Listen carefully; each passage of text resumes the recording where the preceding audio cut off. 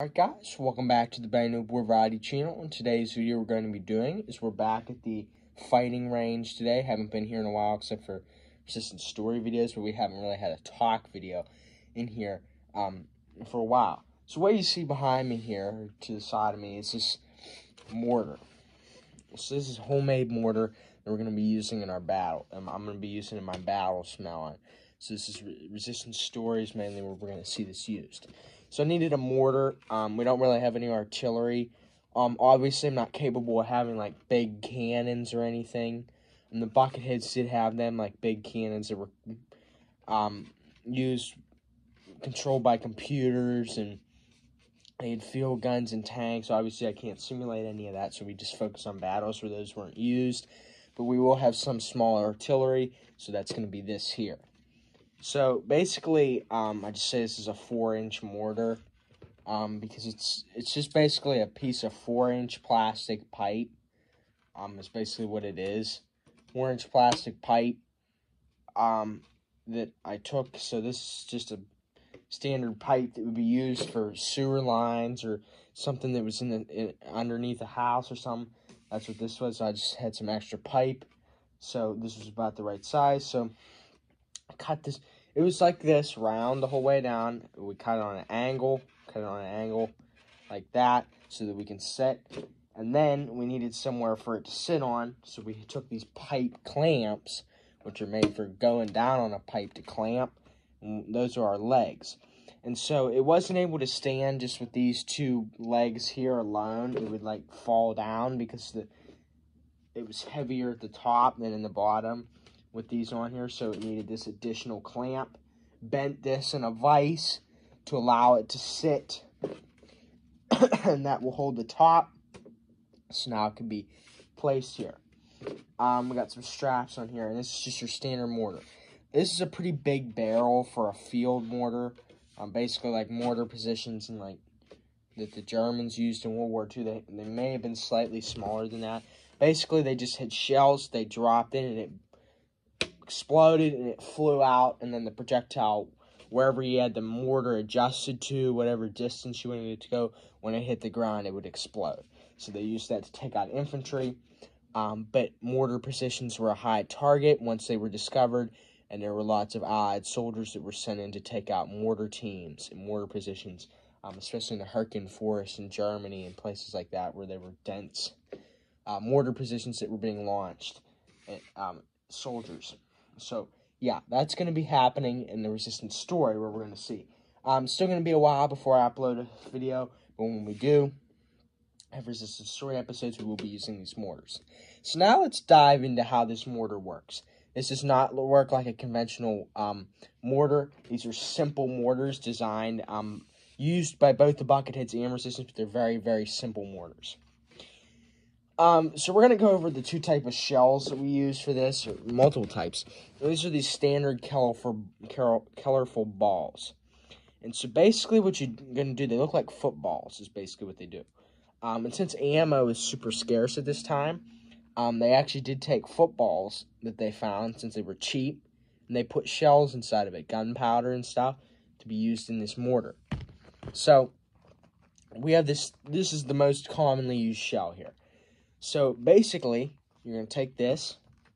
It's live, so I'm not going to dump it. We'll be shooting it today, but I'm not going to be dumping it in here just yet.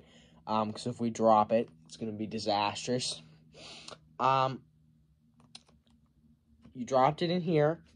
There are two things inside that pin the ball as it goes down, right before it hits the bottom. Okay, and those are like the firing pins. There are internal primers on either side of this. No matter how you drop it in, those internal primers are always hit. Once those two things hit, it's just works like a same firing pin in a bullet in a gun. It's going to cause a spark in a gunpowder balloon, and it's going to blow the top off of this shell. Then this top's going to fly off, and it's going to explode wherever you have it adjusted to. Okay? I already have my adjustments in place. I'm just going to quickly adjust it for when we're launching it. Okay? So we're just going to put off a shot real quick here. I'm not going to adjust it for this. just real quick, I'm going to launch this shell. Here we go. This is going to launch us downrange. And it's going to hit the ground right there. Sometimes I'm going to use sound effects for if I'm launching it at a building or something. But every time I fire it, I'm going to be using my mouth to make the sound effects, as I do with my guns and everything. And sometimes I will do explosion sounds of it hitting the ground. But we'll be using a sound effect today, but only one.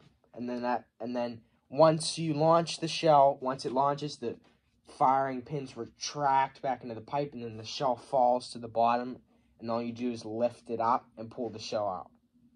Where it'll fall out most of the time, like it just did. Okay? This shell here, this is a much bigger shell. It does not go in there as smooth, because it has these lines on it.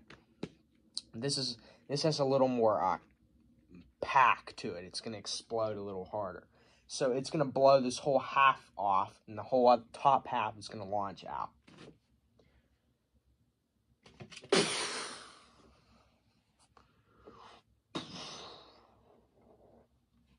Okay? That's that. And next, you can use these. And so this is our standard impact grenade that we have used in a resistance store. So basically, you pulled this fuse, and you had like 3 or 4 seconds before it would blow up in your hand. Or no. You had to hold this like this. If you let go of this, it's going to explode. Or if you let go of this, 2 seconds and it explodes. Because usually it's flying in the air 2 seconds before it hits the ground. So it's called an impact grenade because whatever you throw it at, as soon as it hits it, it's going to explode. So these were the most commonly used grenades. So this is not a live one. Or yeah, it is. So we're just going to throw it first. And then I'm going to get one, and we can launch it out of these mortars. And I'll explain that. Okay? Little concussion wave got me there. I'm going to get the empty shell casing there. Pick up after ourselves. All right, I'm going to grab another one. And so basically, when you launch this in, you're going to set the firing pins to not come out because you don't need them for this. You're going to drop it in, and the air is going to launch it out. And you don't need to squeeze this because the air isn't going to activate it. So, like, it's not going to hit this. But when it hits the ground, it will. Because how these grenades work is that when you hold in on this, the plate activates. And then when you let go, it has 2 seconds. So it's like pushing a button in and then it activates. Then you have to throw it. The air is not strong enough to activate that plate. But once it hits the ground, the concussion is going to knock the plate in and it's going to explode. So therefore, you can use this as a mortar shell. So this is probably the biggest explosion yet because it's launching the whole thing out.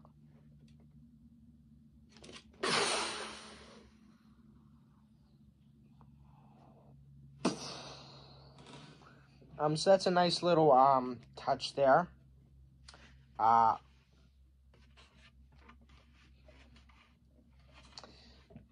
Just feeling in there to make sure it's all clean. Yeah, so that's that. You get the rough idea of what it's like. Now, what we're going to do is we're going to fire this at some bucket heads. So these are bucket head clones. Cloned myself and put buckets on their heads. And then what we're going to do is we're just going to simply launch it at this. So we're going to fix this in position here. We're going to allow our firing pins in. So we're not going to be using the impact grenades. I don't believe. We'll see. This is adjusted for height. Alright. That should land on that. Okay. Now, we're going to see a big explosion here. So we got some bucket heads standing down there in a clump. Perfect for the use of this mortar. Okay? I'm going to launch our shell. Standard colored ball shell.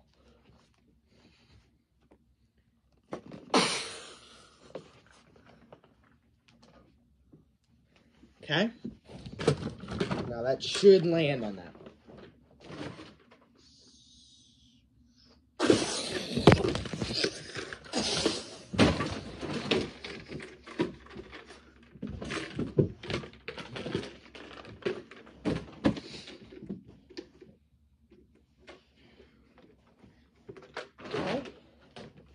It appears that it took every single one out. Once again, these are clones. They cannot feel pain. They're the same. They got the same organs. They will just die from this. They're not people.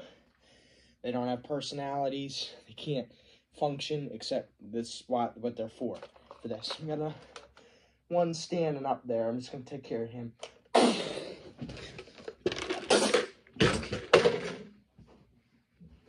Alright. Okay. Alright. Now we have a couple in a building over there. Now, can't see it. That building way down there, it's made out of glass, okay? Specifically for the purpose that you launch a shell on it and it explodes, a wave of glass, and it's super satisfying. Not for the people in it, but like I said, they're just clones.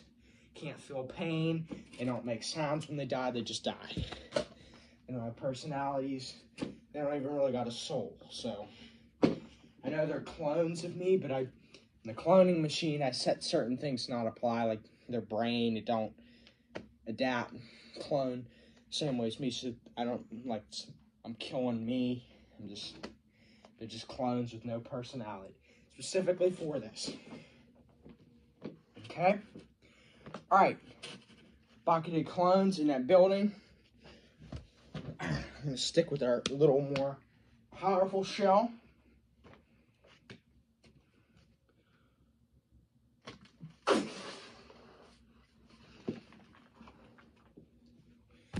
And listen for the sound.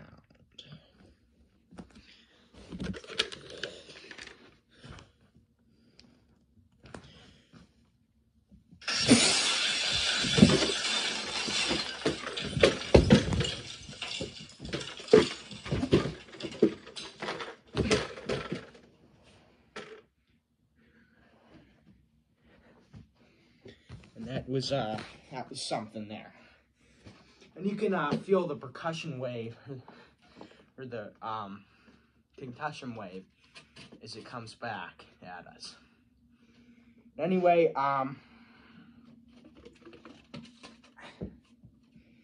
that's that. So that is our standard field mortar. And by the way, you can also launch standard grenades out of it. So like round ball grenades. These will launch out. Not very steady. They'll be all over the place. These are time grenades. The air, you have to retract your firing pins, and the air will launch it out.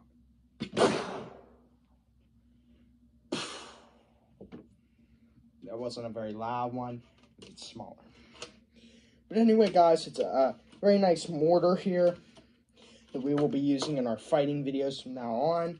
A nice piece that I have, and I will be making use of this in defending positions, attacking buckethead columns. There will also be buckethead mortar positions using these, and it just enhances our fighting capabilities a lot better, because now that we have, instead of just grenades and guns, and I'm still limited, I can't have aircraft or tanks because I can't simulate that, but you're not going to be able to see it when I'm destroying it, so that's why I don't even bother simulating it. But at least now we have a real mortar that I can use for like Arbiter 6 and 7, which is the story part of Kirkity's team that have mortars. I was using that Nerf gun that was also my machine gun, and it just wasn't very good, because then I had to, you know, use it for two different things. And now that we have a specific mortar for that specific purpose, I'm very glad that we can do that, and that will enhance our fighting capabilities, like I just said. But anyway, guys, that's going to be it for today's video. So please like and subscribe, so it helps out the Bang Board Variety channel, and stay tuned for more things that we're going to be doing.